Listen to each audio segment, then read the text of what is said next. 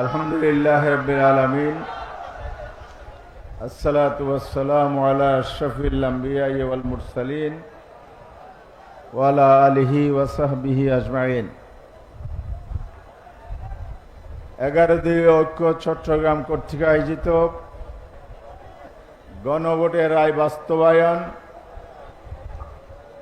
এবং গণ দুর্ভোগ লাঘব ও দ্রব্যমূল্য হ্রাসের দাবিতে দেশব্যাপী ঘোষিত আন্দোলনের কর্মসূচির অংশ হিসাবে আজকের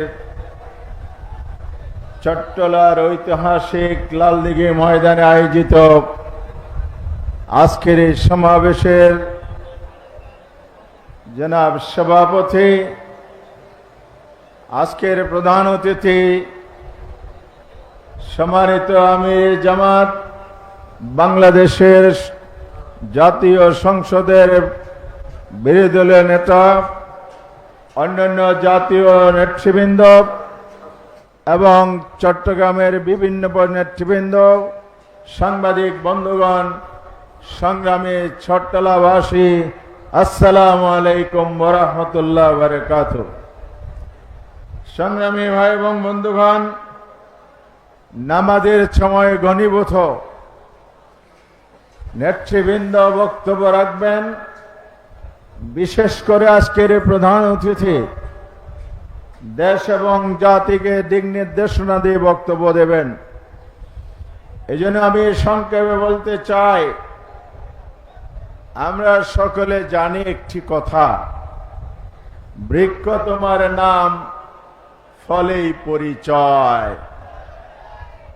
বিএনপি তোমার নাম, এই 3 মাসে 100 দিনে হয়ে গেছে আসল পরিচয়।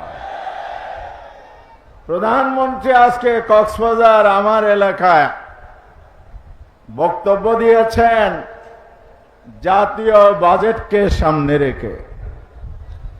উনি বলেছেন বাজেটে কর হ্রাস করেছেন, এটা বিরোধী দলের পছন্দ হয় নাই।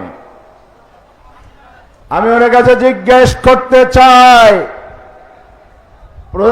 মাননীয় অর্থমন্ত্রী যখন বাজেট পেশ করছিলেন, ক্যাবিনেটে যখন বাজেট পাশের সেশনে নেতৃত্ব দিয়েছিলেন, আপনি কি তখনও পত্রিকা পড়তেছিলেন? সংসদে কথা বলেন না। সংসদের রীতি হচ্ছে পত্রিকা পড়া যাবে না। তিনি রীতি জানবেন কিভাবে? একদিন যখন কথা বলতে উঠলেন, প্রশ্নের জবাব দিয়ে বললেন প্রাথমিক বিশ্ববিদ্যালয়। আমাদের আরেকজন প্রধানমন্ত্রীর পুত্র ছিলেন, যিনি বলতেন 1500। বন্ধুরা আমার, বাংলাদেশের মানুষের কপাল খারাপ। এমন প্রধানমন্ত্রী আমরা পাচ্ছি যাদের এতটুকু হচ্ছে বুঝ জ্ঞানের অবস্থা, পড়ালেখার কথা বলতে চায় না। ভাই এবং বন্ধুগণ, এবারের বাজেটে ওনারা বলেছেন বাজেট দেওয়ার পরে দ্রব্যমূল্য বাড়ে নাই। উনিতে বলেছিলেন বাংলাদেশে প্রথম আগমনে, কি বলেছিলেন না, আই হ্যাভ এ প্ল্যান। উনি অনেক প্ল্যান দেখিয়েছেন। লন্ডন বৈঠকেতে প্ল্যান প্রণয়ন করেছিলেন, সেটা আপনি এখন বাস্তবায়ন করছেন। বাজেট পেশের আগে প্ল্যান করলেন, বাজেটের মাধ্যমে যেগুলোর দাম বাড়ে, তেলের দাম আগে বাড়িয়ে দাও, বিদ্যুতের দাম বাড়িয়ে দাও, গ্যাসের দাম বাড়িয়ে দাও। আমাদের কি বোকা মনে করেছেন? দাম আগেই বাড়িয়ে বাজেট পরে দাম না বাড়ে এই প্ল্যান আপনি করেছেন। বাঙ্গালকে হাইকোর্ট দেখাবেন না। অসংখ্য আইটেম আছে, কর অনেক বাড়িয়েছেন আপনারা।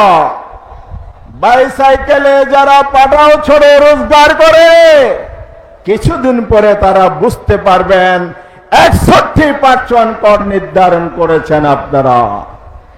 নিত্যদিনের যে সিমে কথা বলেন, দাম বাড়িয়েছেন। সময় থাকলে আরো 50টা আইটেম বলতে পারতাম, সময় নেই। সুতরাং শুভঙ্করের ফাঁকে দিয়ে যে বাজেট দিয়েছেন, আমাদের মাননীয় বিরোধী নেতা সহ বিরোধী দলের শ্রীবল নাহিদ ইসলাম সহ আমাদের যে এমপিরা আছে, শুভঙ্করের ফাঁকি পার্লামেন্টে উন্মোচিত করবে ইনশাআল্লাহ। কথা বাড়াতে চায় না। আমাদের সীমান্তে রক্ষা করার দায়িত্ব কার? স্বরাষ্ট্র মন্ত্রণালয়। এটা জানেন তো আপনারা। বিজেপির দায়িত্ব। বিজেপির সীমান্ত পাহারা দিচ্ছে, জনগণ তার সাথে মোদি বাহিনীকে প্রতিরোধ করেছে, পোষণ বন্ধ করে দিয়েছে। এই দায়িত্ব ছিল কিন্তু স্বরাষ্ট্রমন্ত্রীর। তিনি কি বললেন?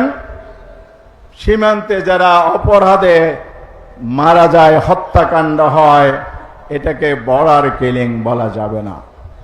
আমাদের মুস্তাফিজ সাহেব বলেছেন, মুফতি আজম নতুন নতুন ফতোয়া দেয়, কোনটা ইসলামী কোনটা ইসলামী না। আবার ওনাদের একটা জাতীয় ইমামও আগে ঘোষণা দিয়েছিলেন। তিনি এক এক সময়ে এক এক কথা বলেন। জুলাই সনদ অক্ষর অক্ষরে পালন করব বলেছিলেন, কিন্তু আবার এখন বলে যে নির্বাচন আদায়ের জন্য জুলাই সনদে স্বাক্ষর করেছিলাম। আমাদের দেশে একজন বিশ্ববেহায়া ছিল, নাম জানেন? ভুলে গেছেন। এই জাতি তো এটা ইতিহাস ভুলে যায়। সকালে এক কথা, সন্ধ্যায় আরেক কথা, রাত্রে মনে স্বপ্নে আরেকটা কথা বলে। এখন তার উত্তরসূরি একজন তৈরি হয়েছে, যার সকাল বিকাল ঠিক নাই, পার্লামেন্টে এক এক দিন এক এক কথা বলেন।